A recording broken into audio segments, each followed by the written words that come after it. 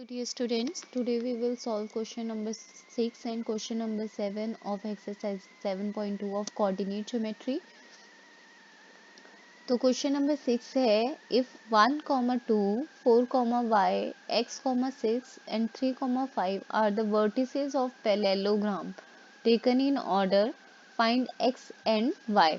taken in order का मतलब है कि आप एक सीक्वेंस में लिखोगे. अगर लेट अस से यहाँ पे आपके given points A B C D हैं वर्टिसेस आपकी, तो ए के कोऑर्डिनेट्स हम मानते हैं 1, 2. तो ए के बाद बी मतलब नेक्स्ट ही आना चाहिए आपका कोऑर्डिनेट. इसका मतलब होता है टेकन ए ऑर्डर. ऐसा नहीं है कि आपने 1, 2 लिख दिया 4, y वहां लिख दिया.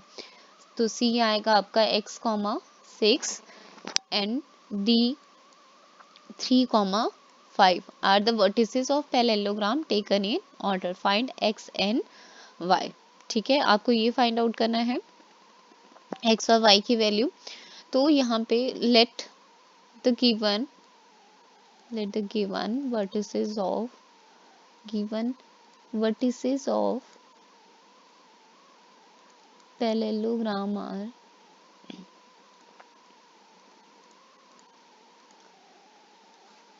a 1, 2, b 4, y, c x, 6 and d 3, 5.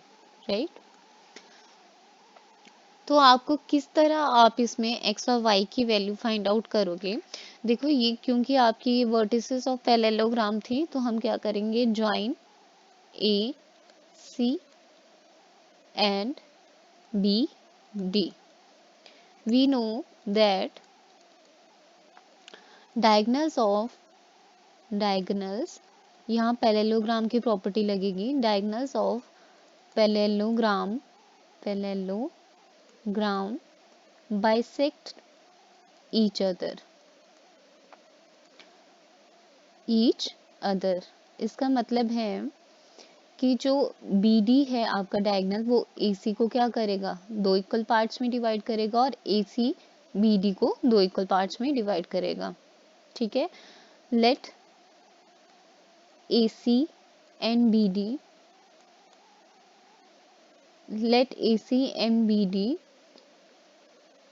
cut each other at point E. ठीक है. So E is the midpoint. E is the midpoint of, क्योंकि बाइसेक्ट करते हैं तो ये जो E होगा ये दोनों डायगोनल्स का क्या होगा, मिड पॉइंट होगा. E is the midpoint of BD and AC. ठीक है. तो अभी मिड पॉइंट कैसे हम फाइंड आउट करेंगे. देखो अगर कोई गिवन लाइन है आपकी, थोड़ा सा समझ लो रफ में, और ये मिड पॉइंट है, तो मतलब कि यहाँ पे भी वन पार्ट है इसका और यहाँ पे भी इस तरफ क्या है, लेटस से AC है और ये E है. यहाँ पे भी 1, तो ये जो मिड पॉइंट है वो 1:1 में डिवाइड करता है. ठीक है. तो यहाँ पे जो सेक्शन फॉर्मूला है वो रिड्यूस होके हम उसको, सेक्शन फॉर्मूला क्या था, m, ये इसके कोऑर्डिनेट्स x1 y1 मान लो और इसके x2, y2 मान लो. ठीक है. तो m1 into x2 plus m2 x1 upon m1 plus m2. इसी में निकाल के बता देती हूँ मैं आपको किस तरह बनेगा. देखो यहाँ 1 into x2, सिर्फ मैं आपको x कोऑर्डिनेट निकाल के बता रही हूँ थोड़ा सा, और 1 into x1 और 1 plus 1. तो ये क्या बन जाएगा, simply x2 plus x1 upon 2. तो ये जो अगर कोई पॉइंट मिड पॉइंट है तो ये सेक्शन फॉर्मूला किस में रिड्यूस हो जाता है, आपका मिड पॉइंट फॉर्मूला में. So is the mid point of BD and AC. Therefore by using midpoint formula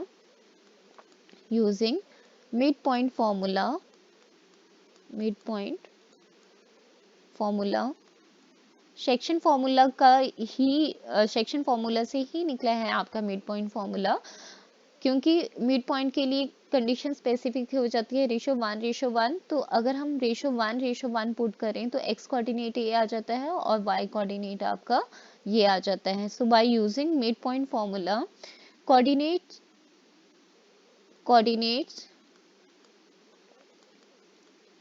of E when E is midpoint of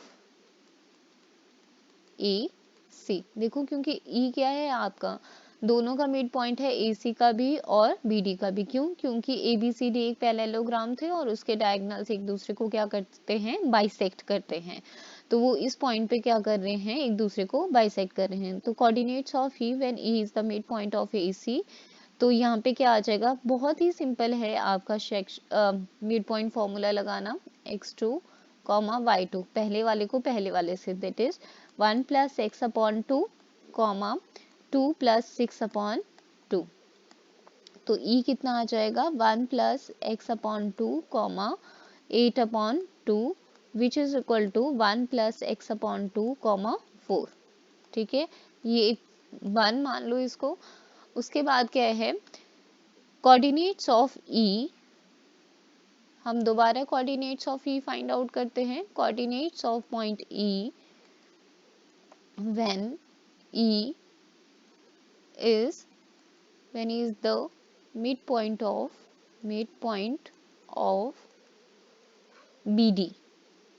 ठीक है, डायगोनल BD का है। तो यहाँ पे देखो, अब हम इस केस में x1, x2 इसको मान लेते हैं।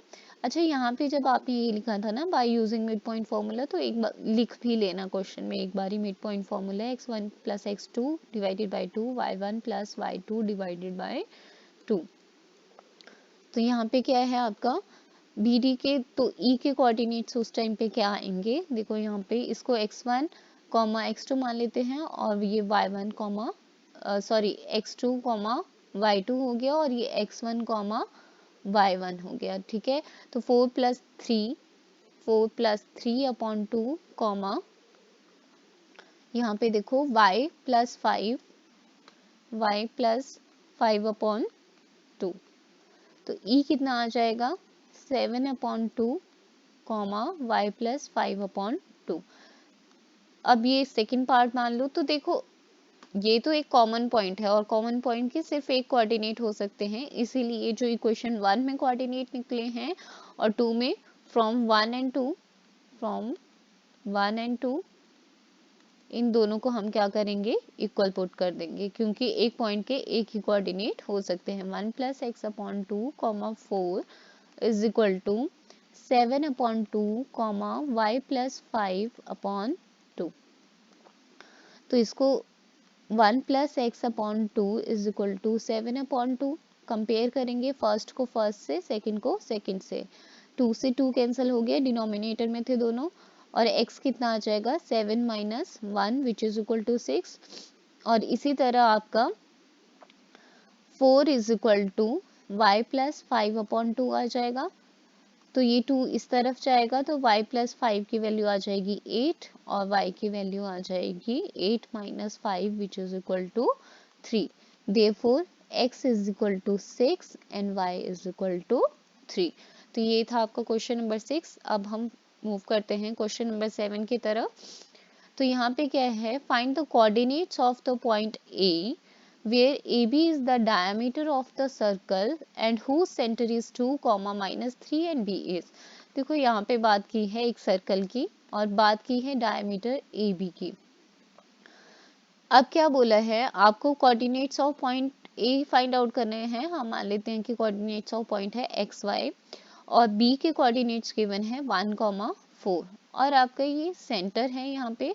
तो सेंटर के points, let center is P 2, -3 इसके पॉइंट गिवन है। Given points let A, x, y and B 1, 4 are the end points of diameter। ठीक है, end points of diameter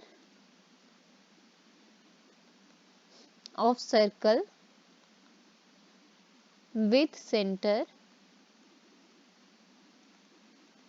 P2, या फिर आप इस तरह से भी लिख सकते हो, let x, y and B1, 4 are the end points of diameter and let P2, be the center of the circle. वो आपकी मर्जी है, ठीक है।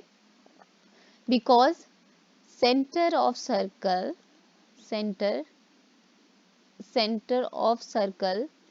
is the midpoint of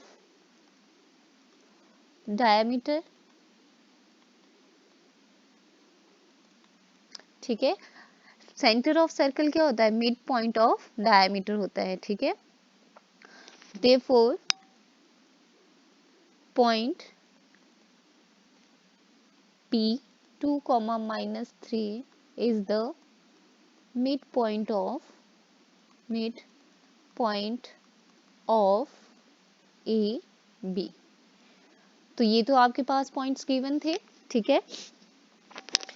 तो therefore by section formula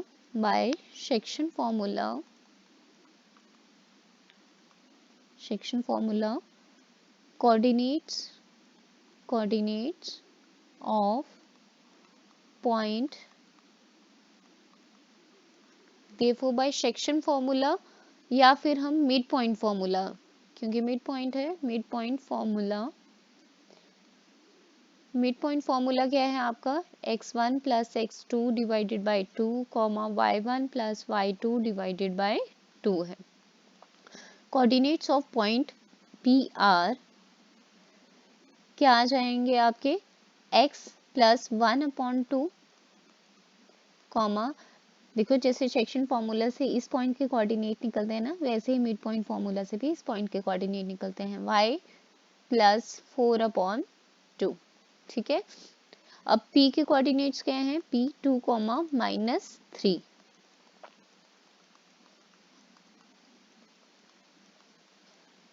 और हमारे पास P के कोऑर्डिनेट्स क्या आए हैं आपके पास?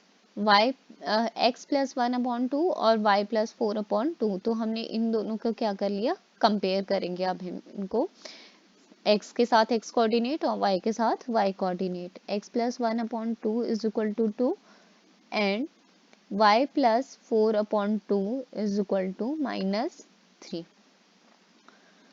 तो जब देखो आपका x + 1 अपॉन का 2 इस तरफ आ गया तो 4 बन गया, तो x की वैल्यू क्या आ गई आपके पास? 3 आ गई।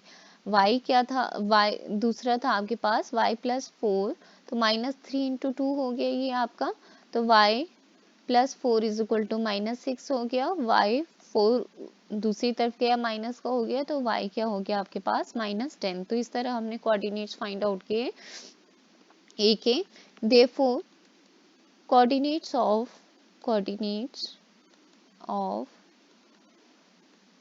point A are 3, -10।